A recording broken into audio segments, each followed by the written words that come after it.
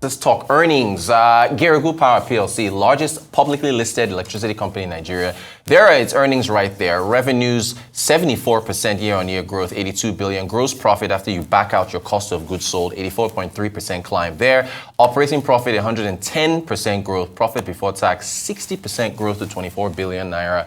Profit after tax, 16 billion. But we're going to dive even deeper into the results. So there's the stock price as at yesterday. 24% year-to-date growth. Over the past year, 181.25%, 517 naira 80 kobo is where the stock closed yesterday. Mustapha Alao, he's the head of research at Investment One Financial Services. He joins us to discuss the result. Mustapha, good morning to you and Happy New Year. I don't think I've seen you this year. Yeah, good morning. Cheers.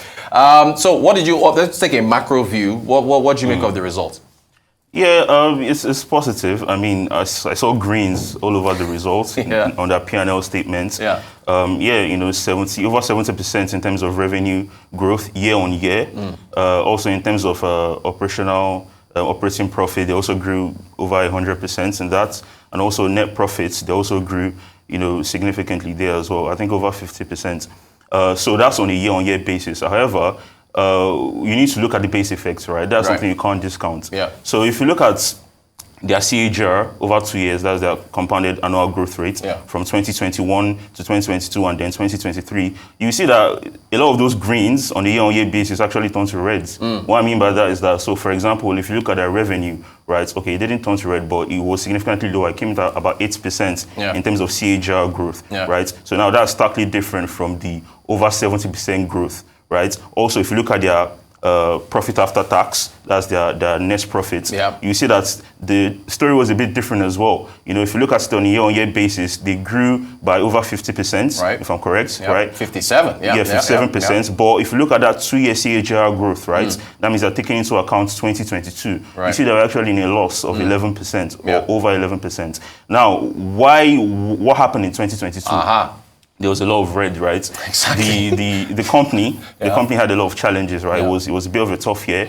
And why was that the case? It was because of gas supply issues, right? So generally within our upstream, we had some, challenges. Of course, at a point, I think around Q3 to Q4, we saw our production in terms of barrels per day came at about 900,000 barrels per day. That's sub 1 million barrels per day. Right. So, and a lot of our gas is AG, that's associated gas, right? So a lot of those supply constraints led to Geregu not seeing, favorable outcome in terms of their revenue, operational profits, as well as profit after tax. But coming into 2023, they were able to bounce off that, so that base effect really helped to, magnify and, expand the amount of gain they were to see. See, this is why we have you on the show, to break these things down and explain to the people. So I want us to get to the business environment that Geregu is operating in as the sole electricity company on the NGX. But the revenues, I want us to dive further in. If we break down the revenues further, what do you make of, I believe,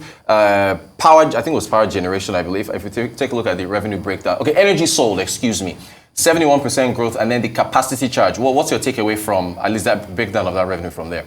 Yeah, the same story applies, down to net profit, in terms of segmentation, yes, in terms of energy sold, that increased, of course, as a result of, increased gas supply, the constraints were abated, also in terms of capacity charge, that's something that, generally these GenCos, both the, independent ones and the NIPPs, they have to take into consideration, So, increased gas supply led to general increase in revenue, and we saw that reflected in terms of segmentation, in terms of the energy sold as well as capacity charge. Awesome stuff. Yeah. Now, the cost of goods sold, and I think this is what this is what you're alluding to in terms of the environment.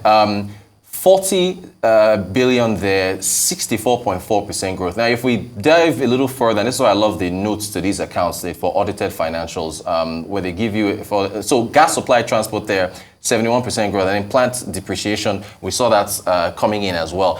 So this is what you're talking, this is when you talk about the cost of goods sold, what's your takeaway here? Is this what you're referring to in terms of the supply issues with the country? Yeah, absolutely. Of course, the cost of goods sold ties to the direct cost, right? Yeah. So when you see an increase in revenue, you generally expect that there will be an increase in terms of cost of goods sold because, of course, there's increased operations now. For you to realize more revenue from increased gas supply, of course, you have to carry out a lot more in terms of the expenses, in terms of the cost that you incur in order to, get this gas, whether it's from a transportation, logistics perspective, pipeline, whatever it is that they are dealing with. As I said, in 2022, there was a lot of constraints. There was even trunk pipeline shutdowns on the Trans-Forcados pipeline. Right. And what that did was that it led to us seeing reduced activity at the Forcados terminal. So Geregu experienced about 6 months in terms of disruptions, right? So that significantly hampered their revenue, right? Last year, that's 2022, that is. Yeah. And of course, that reflected in their cost of goods sold because of the reduced activity. So bouncing into 2023, yes, we have seen increased revenue, but that was also going to translate into increased direct costs. I think another metric, which is more important to look at, is the ratio of the revenue to the cost of goods sold. And you said that there's an improvement in that. So Geregu is a company that's managed to be able to manage their costs quite efficiently, and they've made good strides, setting good examples. First company to release their results, power sector on the NGX, like we were talking about before this show started, and of course the operational costs, they're doing well.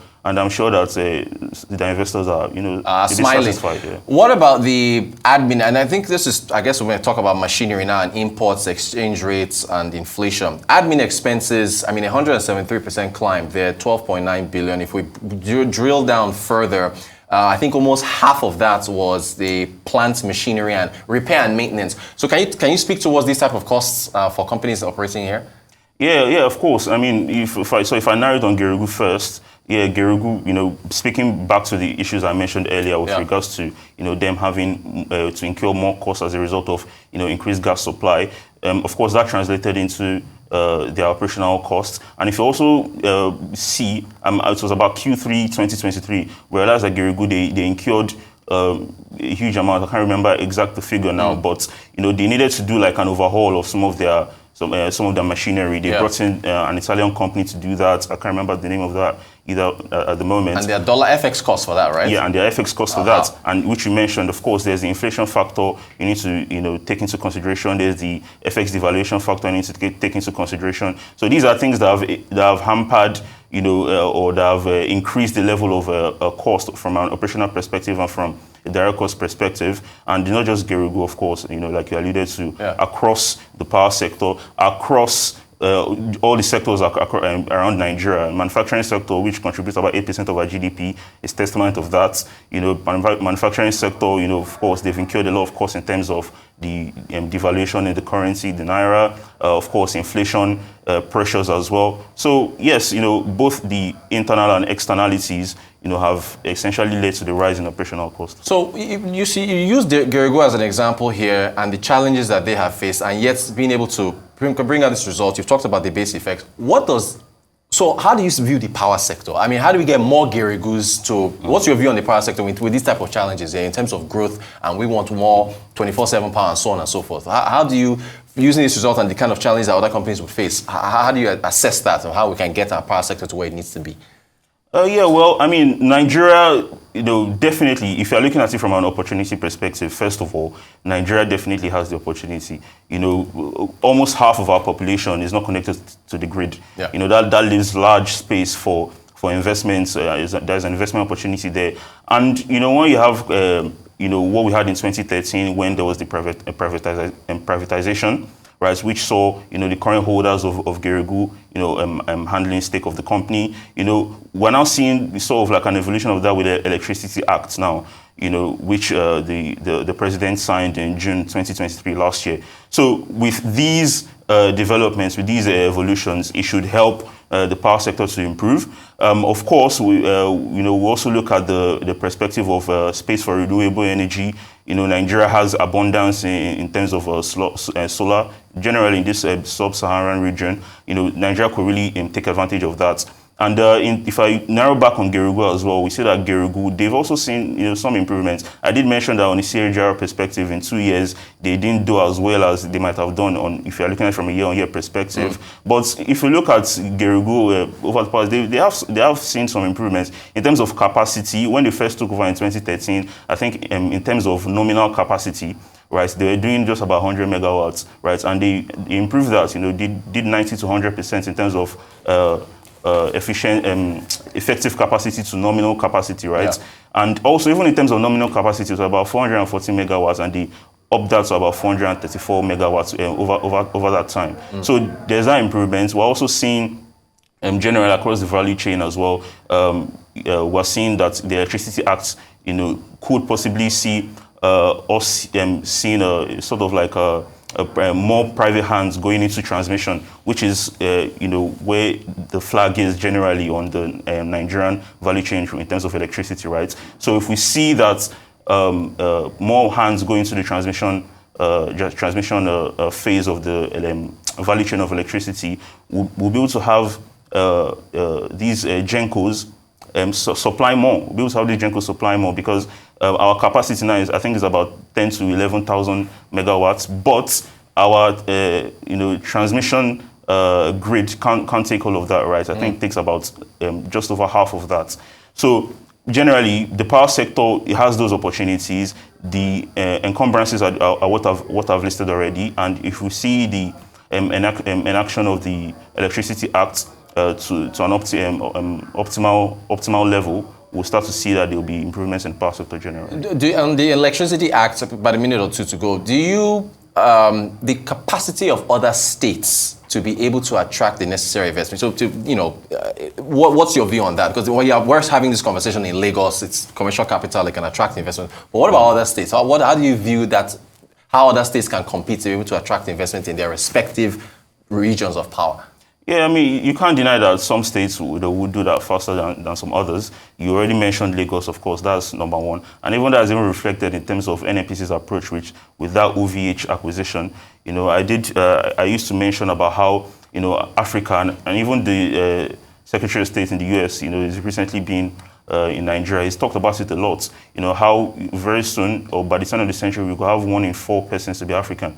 And when you have an increase in population, the World Bank estimates is about 2.7%. That is, that's for Nigeria. That is significantly higher than the 1.1% in terms of global population growth rates. If we have that, we'll see an increase in urbanization. So instead of just having places like Lagos mentioned within the Nigerian context, you start having places like Kano, Ibadan mentioned. So you could have Oyo State, you could have Kano, accelerating their implementation of this Electricity Act in terms of what the states can do more than other states. But, it's just a matter of time. But I think if the government can, step in, take away a lot of those encumbrances that are, repelling investments generally, because when you see people like these Italian companies, you see Siemens coming in, also even the State Grid Corporation of China, they did work with Geregu. We saw that this 5% minority stake investment in Geregu. They understand that yes, there is that opportunity, but generally, if we start to see some of those fundamental and structural issues being addressed by the government, we'll see increase of that across the country. Positive notes to end the conversation. Mustapha Alao, head of research at Investment One Financial Services. Thank you so much for joining us to talk about Geregu's financials and the power sector at large. Appreciate your time.